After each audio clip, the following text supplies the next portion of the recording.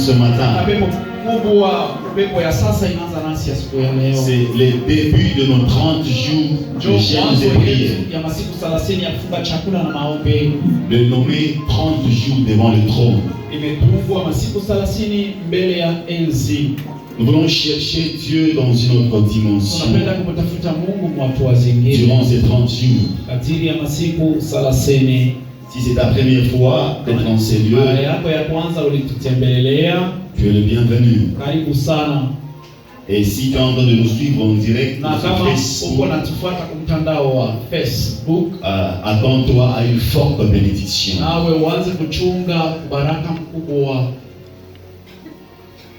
Dieu se manifeste dans les hommes de Dieu. Et au courant de ces 30 jours de jeûne et de prière,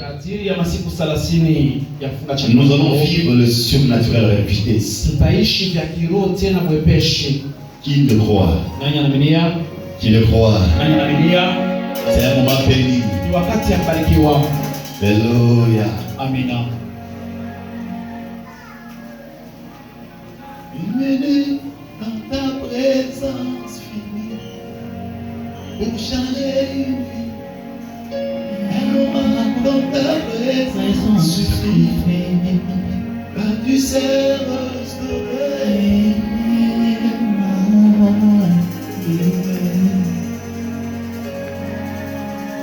Une minute dans ta présence suffit pour changer une vie. Une verge dans ta présence fleurit, car tu sais restaurer.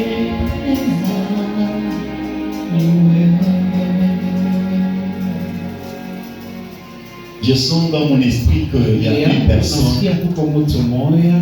qui sera bénie ce matin. Avant que je commence la prédication, je vais prier pour les gens qui avaient pris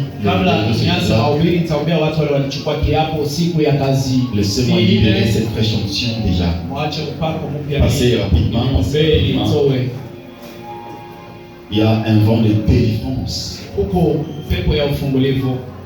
C'était comme ça. J'avais demandé aux gens de prendre une enveloppe et c'était de combien? Donc c'est maintenant $5. S'il y a $5 les jours. Pour le symbole de la délivrance, c'est là. Je suis en train de prendre des gens en prière et Dieu m'a mis à cœur. Alors il faut toujours démolir l'autel du diable moyennant c'est pour déposer là sur l'autel. Passez.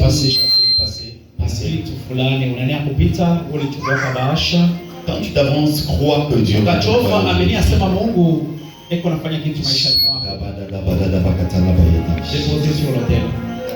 jeter ça sur l'autel.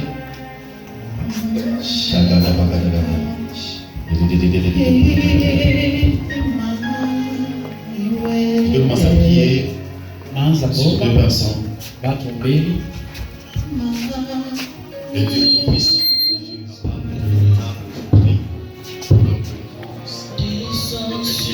Au Dieu de gloire, laisse que la délivrance soit certaine dans toute leur vie. Ma prière est que tu le donnes leur délivrance dans les domaines de leur vie. J'ai prié pour qu'ils soient les prémices de cette prédiction de ces 30 jours de jeûnes et prières. Laisse que, au Dieu de gloire, que la journée d'aujourd'hui soit simplement une journée d'ouverture de grandes portes dans leur vie. Au nom de Jésus. Au nom de Jésus. Je prie, je décrète, je déclare la bénédiction dans leur vie. J'ai prié pour la délivrance de tous les domaines de sa vie. Je sais que la première goutte d'eau qui entre dans la bouche étanche la soif. Voilà pourquoi elles ont compris, elles ont sémé au Dieu de gloire le premier jour de la discipline pour que la délivrance soit certaine. En prière, que tu leur fasses grâce, que tu leur donnes certainement ce que leur cœur désire. Au nom de Jésus-Christ de Nazareth.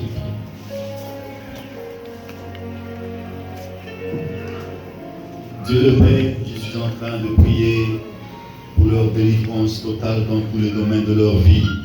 Ma prière que tu leur fasses grâce, laisse que les portes fermées s'ouvrent, laisse que la forte bénédiction tombe sur eux, ouvre les églises des cieux pour que la délivrance soit remarquable dans tous les domaines de leur vie, afin que les témoignages puissants qui viennent de toi soient certainement leur partage.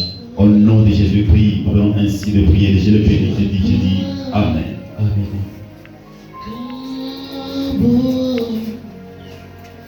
Dieu le Père, le Dieu saint, le Dieu véritable, je prie, je décrète et déclare la sécurité. Je prie pour une délivrance. Laisse que des maladies qui dérangent leur corps parviennent à disparaître de leur santé, de leur corps. Sabredo lami wikanse kabalado shabrada manteli apropa shadeli atiagados. Je prie au Dieu de gloire pour que toi la délivrance dans les domaines de sa vie, de leur vie, au nom de Jésus-Christ. Je viens ainsi de prier et je dis Amen. Amen. Il y a des choses que je vois dans mon esprit. Que le Saint-Esprit m'aide pour que je donne d'abord le message. Dieu le Père, je prie pour leur délivrance totale. J'annonce que 2021 ne sera pas une année de maladie pour eux, mais que ce soit une année de surprise. il en est de surnaturel, il en est d'ouverture de porte. Laisse que la délivrance soit dans tout le domaine de leur vie. À cause de l'offrande déposée sur l'autel, laisse que l'offrande prie devant toi pour leur délivrance. Au nom de Jésus-Christ, tu viens ainsi de prier en tant que jardin de l'autel ici. Amen. Amen. Tu es venu avec de l'huile. Ulikuwa na mafuta C'est ce que j'avais demandé. ile Ça, niliombaka. tu vas laisser ça ici, je prie ça. Acha nitaiombea kisha Un petit frère. ni mloko yako Il a représenté ta soeur. ile ndio anaonyesha Dieu le Père, le Dieu tout-puissant, le Dieu capable, le Dieu véritable, en prière et que tu leur crois la délivrance dans tout le domaine de leur vie. Je sais que tu as toujours été esclave de ta propre parole. Tu as toujours accompli la parole de ton serviteur. Voilà pourquoi je prie que tu leur donnes la délivrance. Laisse que le domaine dans lequel ils vont te prier, ça c'est vraiment des domaines qui vont réussir. Au nom de Jésus-Christ, nous allons ainsi de prier, nous disons Amen. Dieu le Père, le Dieu tout-puissant, le Dieu de la délivrance, nous t'appelons, toi qui as dit que j'ai entendu les oppressions de mon peuple, je vais descendre pour leur donner la délivrance. Je prie pour que leur croient la délivrance, commençant par aujourd'hui dans tous les domaines. Laisse que les études, le travail soient simplement faciles pour eux. De la même manière qu'ils ont déposé au feu de gloire leur offrande durant les 30 jours, leur première offrande, je prie pour que ça puisse déclencher l'ouverture des grandes portes. Au nom de Jésus-Christ, nous ainsi de prier et nous disons Amen. Dieu le Père, le Dieu tout-puissant, le Dieu de délivrance, je t'appelle encore une fois ce matin. J'ai pris pour que tu donnes la délivrance à ta servante. Yahweh, laisse que le porte fermé s'ouvre. Laisse que ce qui pouvait être difficile soit facile. Délivre sa vie, délivre tout le domaine de sa vie. Et laisse qu'une fraîche huile qui brise le jour puisse être son partage. Au nom de Jésus-Christ, nous allons ainsi de prier, nous disons Amen. Acclamons le Saint-Esprit. Shangilia Roho Mtakatifu.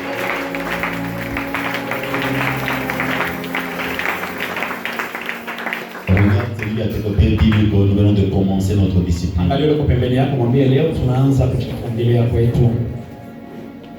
Donc pendant 30 jours de jeûne et prière devant nous. Tuko na masiku 30 kufunga chakula na maombi mbele yetu. Alors, on a commencé à jeûner avant qu'on commence à jeûner Tulianza kufunga chakula kabla tuanze kufunga chakula. pour que ça commence bien. Tuianze mzuri. On jeûne pour jeûner. Funga chakula, njoo kufunga chakula. Alors il fallait que nous puissions être en jeûne pour que le jeûne commence bien. Kufunga chakula, kufunga chakula kwanza mzuri. Il y a des paroles que Dieu m'a dites qui doivent vraiment être bénies. Huko Et une misemo bénédiction pour quelqu'un. ya Mungu ile Mungu alinipa juu ya baraka ya moto moya. Donc je veux que tu comprennes clairement. Napenda uelewe waziwazi. L'action est dénommée 30 jours devant le trône. Hii tendo imetungwa masiku 30 ya maombi na kufunga chakula. Le thème Kasha kishina Le thème, c'est le revêtement de la puissance du Saint-Esprit. inakuwa kuvuikwa na uwezo wa Roho Mtakatifu. Qui est prêt à écouter le message? Niko tayari kusikia mjumbe. J'ai pris que Dieu me donne vraiment Mungu anipatie la souplesse pour que j'enseigne dans le waraka temps. nifundishe kifupi. Nous sommes dans Luc chapitre 4, le Chukua Biblia verset yako, tuko kitabu ya Luka sura 14. ya 14. Est-ce qu'on peut tous honorer la parole? Tunasimamia juu kusema neno la Mungu. Merci. Asante. Luc 4, le verset 14, la Bible Luka sura ya 4 dit. mstari ya 14, Biblia inasema hivi. Est-ce qu'on peut lire ensemble? Pamoja tunaosoma 1, 2, 3, lisons. 1, 2, 3 tusome. Jésus, revêtu de la puissance de l'Esprit, retourna en Galilée et sa renommée se répandit dans tous les pays d'alentour. Encore 1, 2, 3. Jésus, revêtu de la puissance de l'Esprit, retourna en Galilée et sa renommée se répandit dans tous les pays d'alentour. Pour la troisième fois. 1, 2, 3. Jésus, revêtu de la puissance de l'Esprit, retournant en Galilée et sa renommée se répandit dans tous les pays d'alentour. Amen. Amina. On s'assoit.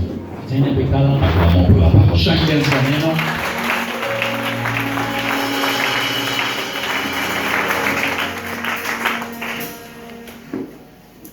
Lorsque tu es dans le livre de Luc, chapitre 4, le premier verset, Wakati kwa kitabu ya Luka sura ya 4 mstari wa la kwanza, Bible est en train de parler. Biblia inasemezea Elle dit que Jésus est rempli du Saint-Esprit à la fin du Jourdain.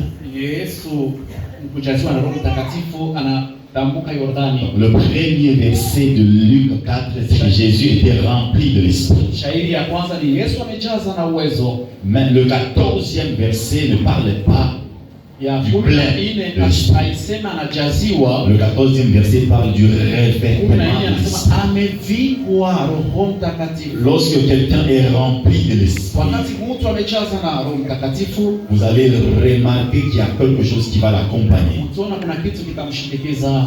Lorsque quelqu'un est rempli, on parle de fruits de l'Esprit. Wakati mtu amejaziwa wanasema juu ya matunda la Roho. Le fruit de l'Esprit qui sont l'amour, la La joie, Roho, mapendo, la furaha, paix, la bénignité, salama, la tempérance, la wema, patience. fadhili, Ce sont le fruit de l'Esprit uvumilivu, upole, imani. qu'on appelle le don parfait. Imeitwa zawadi kamilifu. Lorsqu'on parle de don parfait, on parle de fruit de l'Esprit. Ya zawadi kamilifu ni matunda la Roho. Dans les premiers versets, il était rempli de l'Esprit.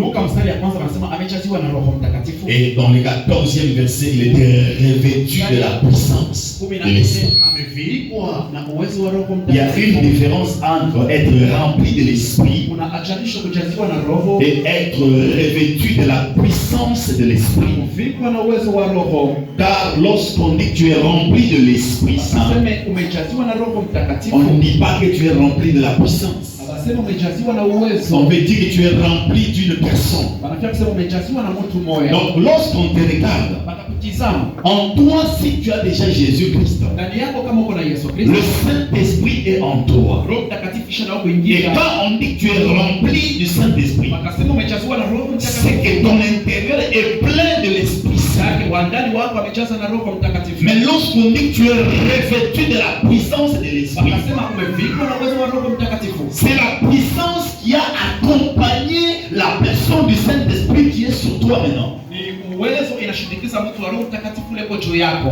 Beaucoup de gens veulent être remplis de l'Esprit Mimi wanapenda kujaziwa na Roho Mtakatifu sans être revêtus de la puissance de l'Esprit. bila kuvikwa uwezo wa Roho Mtakatifu. Lorsque tu es rempli de l'Esprit, Ukajaziwa na Roho Mtakatifu, tu seras guidé par l'Esprit. utaanza kuongozewa na Roho Tu Mtakatifu. seras conduit par l'Esprit. Utaongozewa na Roho Mtakatifu. Mais lorsque tu es revêtu de l'Esprit, Wakati umevikwa na Roho, tu vas maintenant guérir par l'Esprit. bado utaponya kupitia Tu Roho. vas faire le miracle par l'Esprit. Utafanya miujiza kupitia Tu vas Roho. prophétiser par l'Esprit. Utatabiri kupitia Roho. Tu vas démontrer la puissance par l'Esprit. Uwezo kupitia Roho. Celui qui est rempli de l'Esprit Ule amejaziwa na Roho n'a pas de grande renommée. ana na kavumu kakubwa. Mais celui qui est revêtu de l'Esprit Kuvikwa na Roho, a de renommée. kavumu yake ni kakubwa. Mais ce qui te fera traîner dans les ministères, Ile itafanywa kawe mhuduma, ce n'est pas être seulement revêtu. haina mpaka kuvikwa bure, kufinikwa bure. C'est être rempli et revêtu de l'Esprit. Unajaziwa na unavikwa na Roho. Qui me comprend? Nani ananisikia? Lorsque la bouteille d'huile est vide, Wakati chupa ya mafuta iko wazi, on dit que la bouteille est vide. wanasema chupa hakuna kitu.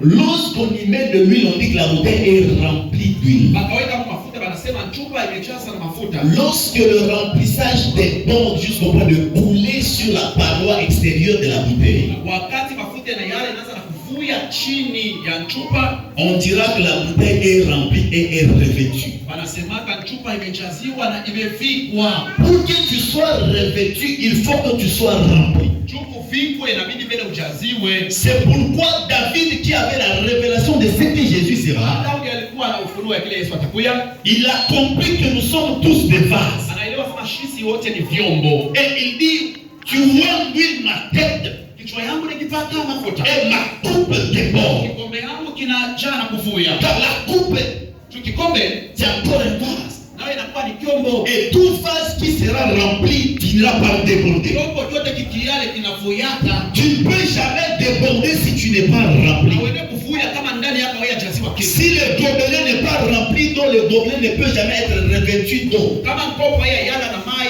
haitavuja chini. Il faut que tu sois rempli pour que tu sois revêtu. inabidi mbele kujaziwe kisha njoo ufinikwe. David a dit, tu enduis ma tête Daudi anasema kichwa yangu nikipaka et ma coupe déborde. pombe yangu kinaanza na kuvue. Pour que la coupe puisse déborder, Kikombe kivue, il faut que l'huile puisse d'abord entrer. inabidi mbele mafuta C'est ingie. pourquoi la semaine passée, j'ai parlé du comportement. Kwa maana ninaweza kusema juu ya mifano. J'ai dit, il faut vraiment que les gens se comportent très bien durant leur vie maintenant. Watu wajongoze vizuri maisha yao yote kuanzia hapa sasa. Car Jésus revient bientôt. Yesu eko narudi hapa sasa. Donc, lorsque tu te comportes bien, Utajongoza tu mzuri, seras rempli. utafikwa. Car le Saint-Esprit ne vient pas à l'endroit où il y a la Roho saleté. Mtakatifu aketi mahali peko uchafu. Le Saint-Esprit, voilà pourquoi on l'appelle saint. Kwa maana wanamuita takatifu. Lorsqu'il veut venir, il doit trouver la propriété. Inabidi utakatifu aukute kwenda. Il y a une différence entre la propriété et la propriété. Kuna chanisho utakatifu na kitu yako. La propriété, Na utakatifu là on voit, pale tunaona, on fait allusion à... pale tunamaanisha, Qu'est-ce que je peux dire? Lorsqu'on parle de la propriété, bakaseme juu ya usafi. on fait allusion à quelque chose qui est propre ou à l'endroit qui est propre. Kitu kiko usafi. Mais lorsqu'on parle de la propriété, Bakaseme juu ya kitu fulani kia mtu. on fait allusion à, Ule tunaangalia au contrôle. utizamo. Par exemple, on dit il est propriétaire. Banasema yeye ndio mwenyeji. Il est responsable de ça. Yeye ndio ana madaraka juu ya hiyo kitu. Il est chargé de la propriété. Amepewa madaraka juu ya Donc kazi il est là pour le soin.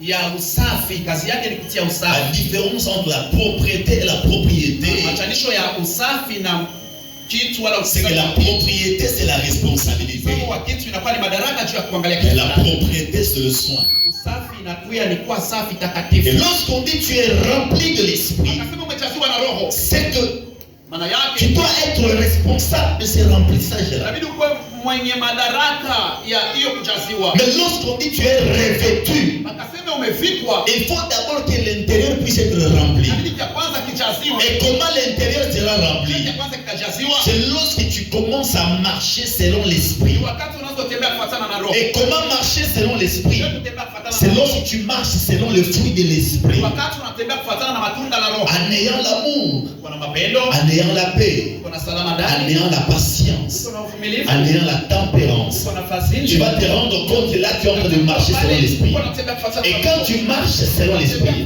là tu es rempli de Bado l'esprit. umejaziwa na Et roho. le fait que tu es totalement rempli de l'esprit, Umejaziwa na roho. ça doit déborder. Inabidi Et kufuya. quand ça déborde, tu sentiras l'huile qui était en toi Kama mafuta yalikuwa ndani sera yako. maintenant sur toi.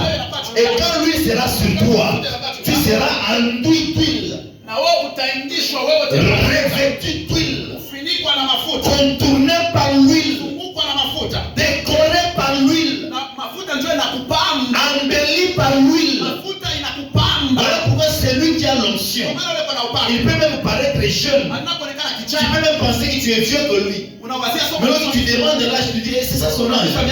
L'onction rajeunit. Upako inafanyaka mtu anakuwa kichana. Ah, tu mets ton main de main. Useme amina. Lorsque l'huile reste sur toi, Wakati mafuta inakuikala, le fait que ça reste sur toi, vile inakuikala, c'est ce qu'on appelle le revêtement. ndio ile imeitwa kuvikwa.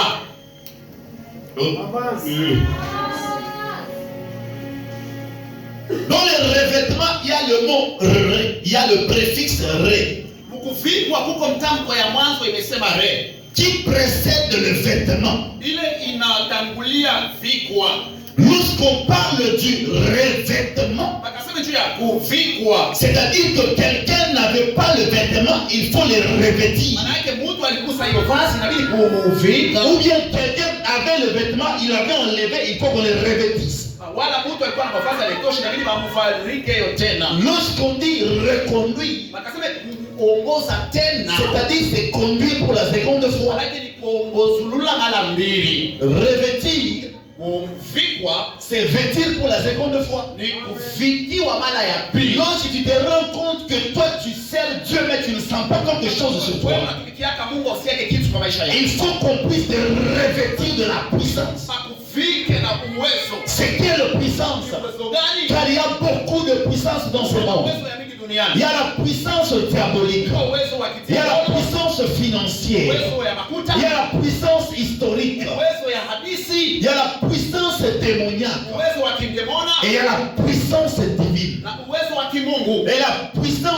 quoi? Uwezo ni nini? Lorsque tu étudies le cours de physique, Ukajifunza hiyo on sheria. te dira que pour qu'il y ait vraiment puissance, Kama siku kweli uwezo. ça sera le travail qu'on fait après un laps de temps. Ni kazi wanafanyaka kisha wakati fulani. C'est pourquoi en physique, Kwa maana mfiziki on dit toujours que la puissance est égale au travail sur le temps. wanasemaka uwezo ni kazi na chini ya wakati. Le travail qu'on fait après un bout de temps, Kazi tunafanyaka kisha wakati on trouve la puissance. ndio vile tunapataka Mais uwezo. lorsque tu es Wakati en mathématiques, uko pour qu'on parle de la puissance, waseme uwezo c'est qu'il faut qu'on élève un nombre avec un nombre qu'on met dessus. inabidi baweke namba fulani na On peut dire par exemple 3 exposant 2. wanasema tatu Lorsqu'on dit 3 exposant 2, wanasema tatu c'est les deux qui ont la puissance de 3 là. ni uwezo, ile mbili ndio uwezo Oh la yake. gamme chandelle.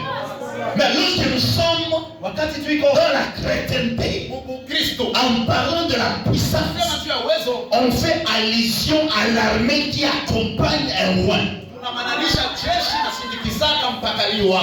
C'est pourquoi tu ne peux pas dire que tu es appelé par Dieu Wanaosema Mungu alikuita si tu n'es pas revêtu par Dieu. kama haufikwe na Mungu. Et le revêtement de Dieu, Fikwa na Mungu c'est ce qu'on appelle la capacité surnaturelle de Dieu. uwezaji wa kiroho ya Mungu. Et quand Dieu dépose Wakati Mungu la capacité surnaturelle sur toi, uwezaji wa kiroho kwa maisha tu yako. vas opérer comme Dieu marchant dans le corps d'un homme. Ile soko anatembea mwili ya mtu. Tu vas parler comme Dieu Utasema kama Mungu parlant par la bouche d'un homme. kupitia kinywa ya mtu. Tu vas marcher comme Dieu Utatembea kama Mungu. marchant dans le corps de l'homme. Mungu anatembea mwili ya mtu. Lorsque Dieu te donne la capacité Mungu anakupatia uwezo surnaturelle, ya kiroho. c'est comme il te prête ses mains et ses pieds, Inapasa na kukongoja il te prête sa bouche et sa tête kinywa na pour que tu vois clairement, juu uone pour wazi. que tu entendes clairement, pour que tu touches clairement, pour que tu marches clairement. J'annonce à quelqu'un, il y a une personne ce matin qui sera revêtue. Et quand tu seras revêtu, même ceux qui sont loin de toi verront réellement qu'il y a un revêtement sur toi. Si j'étais toi, j'allais dire, avance apôtre, dans le temps que je parle, je peux le sentir dans mon esprit qu'un revêtement tombera sur quelqu'un.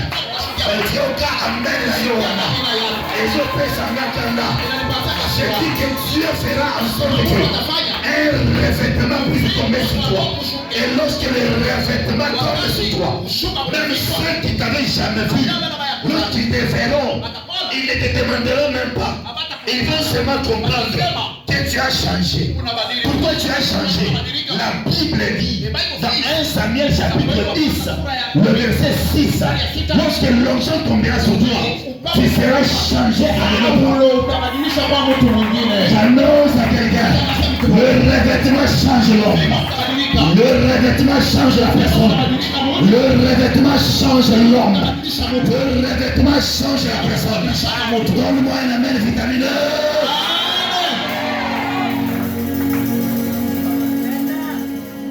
Lorsqu'on parle du revêtement,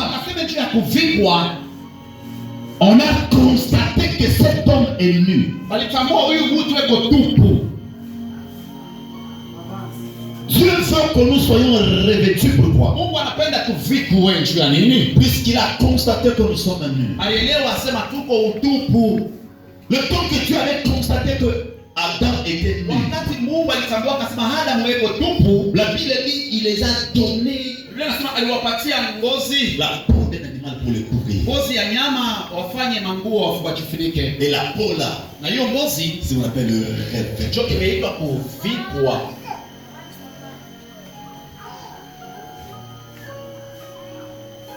Beaucoup de gens veulent être revêtus sans pour autant connaître celui qui revêt. Avant que tu sois revêtu, tu dois connaître celui qui revêt.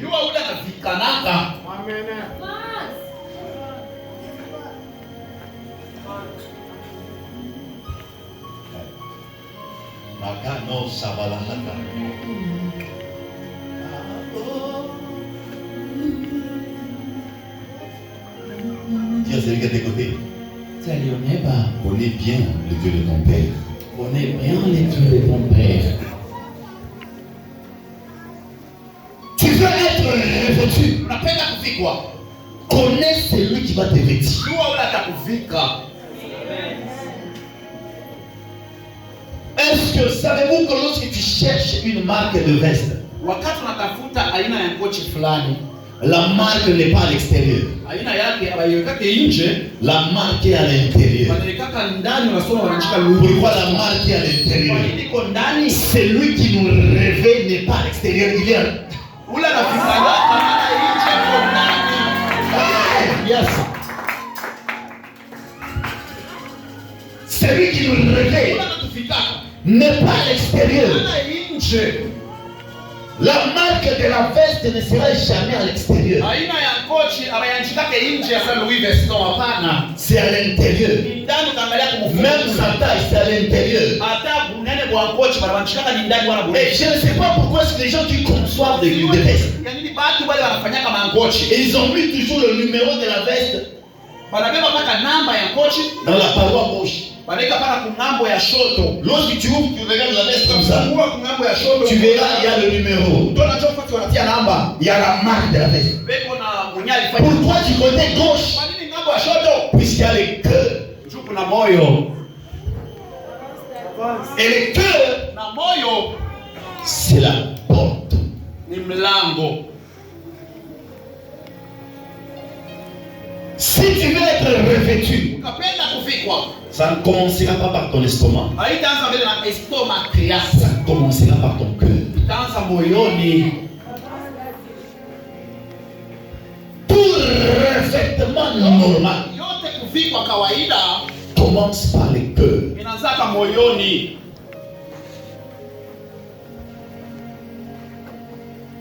Avant que lui arrive, Kabla mafuta ije, avant que la puissance arrive, kabla uwezo ikuye, tu dois d'abord recevoir quelque chose. inabidi kupokea kitu fulani.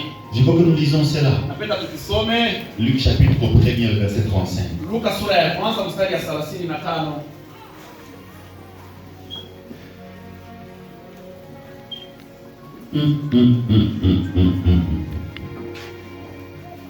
Luc chapitre 1er, verset 35, la Bible dit: Biblia inasema hivi, l'ange lui répondit, malaika akamjibu, le Saint-Esprit viendra sur toi. Roho Mtakatifu ataja juu yako. Il a parlé de qui? Alisema na nani? Le Saint-Esprit viendra sur Roho toi. Mtakatifu ataja juu yako. Et puis après il dit, et la puissance du Très-Haut. Na uwezo wa juu wote, Qui vient avant la puissance? nani anapeleka kabla uwezo? Qui vient avant la puissance? Nani anapeleka kabla uwezo? Qui vient avant la puissance? Nani anapeleka kabla uwezo? Roho Mtakatifu. Je le répète, c'est l'ange qui est en train de dire. Ni malaika alianza Si kusema. l'ange confirme ce message, Kama malaika anahakikisha hiyo c'est ujumbe, que moi, en tant que roi, je vais la prouver. mie nami kama mpakaliwa nikaichikia. Quand l'ange a dit ce que Dieu l'a dit. Malaika anasema kile Mungu alimwambia. L'ange lui répondit, Malaika anamjibu, le Saint-Esprit viendra sur toi. Roho Mtakatifu ataja juu Et yako. la puissance du Très-Haut te couvrira de son Uwezo nom. wa juu wote utafunika na kivuli yake. C'est pourquoi le Saint-Enfant qui naîtra de toi Maana mtoto mtakatifu atazaliwa kwako, sera appelé Fils de Dieu. ameitwa mwana wa Mungu. Avant que la puissance tombe sur toi, Kabla uwezo kushukie, le Saint-Esprit doit d'abord venir. ya kwanza Roho Mtakatifu atakukuia mbele. Quand le Saint-Esprit vient, Wakati Roho anakuya, il vient pour tomber sur toi. anakwanja kukushukia. Je vous donne un exemple. Nimepatia mfano. Il y a ce qu'on appelle en Chiluba Lukunilubi. Na kule wanaitaka muchikasai, nasema muchi mubaya. Lorsqu'on parle de Lukunilubi, Bakasema muchi mubaya, par exemple, vous regardez sur un feu, unaangalia pamoto vous wa. remarquez qu'il y a Unaona un bâton qui fait kwa mtu sortir iko de na la tosha fumée. shimoko iko na nyuma mumanjo. Pour que la fumée s'arrête, Ile shimoko ishi mnafanyaka je? il faut enlever le Lukunilubi là. Tosha ile muchi mubaya kuweka Donc, pembeni. vous allez comprendre que Utaelewa sema vous allez remarquer la fumée. utaona shimoko. Mais il faut d'abord chercher Sasa inabidi beki ya kwanza kutafuta. le bâton qui fait ça. Muchi ile kwa naleta Le yeshi. bois qui fait ça. ile shimoko inatokea Pourquoi le wapi? Saint-Esprit est cherché? Ndio maana Roho Mtakatifu ametafutwa L'onction, naye. les gens peuvent le remarquer facilement. Upako watu wanaenda kuona kwepeshi. Tu peux courir aujourd'hui Unaona leo unaanza kukimbilia chez beaucoup d'hommes de Dieu qui ont l'onction. kubaki ya Mungu ba mingi wale On va wanaomba. prier sur toi. Watakuombea Si vraiment on t'enseigne par la source, kama bakufundisha chemchemu. ça te fuira encore. Itakukimbia vitu walikufundisha. Vaut mieux avoir Ya muhimu ni le bois qui fournit la fumée que la fumée qui vient du bois. huyu ana muchi ile iko natosha shimoko, hapana shimoko ile inatoka kwa muchi. Là, là, là, là, là, là. Yes. Hata wanisikie. Vaut mieux avoir Iko mzuri kuya. le bois qui fait sortir la fumée que la fumée qui sort du bois. Inatosha shimoko, hapana shimoko inatoka kwa muchi. Le Saint-Esprit, lorsqu'il entre chez toi, Wakati Roho Mtakatifu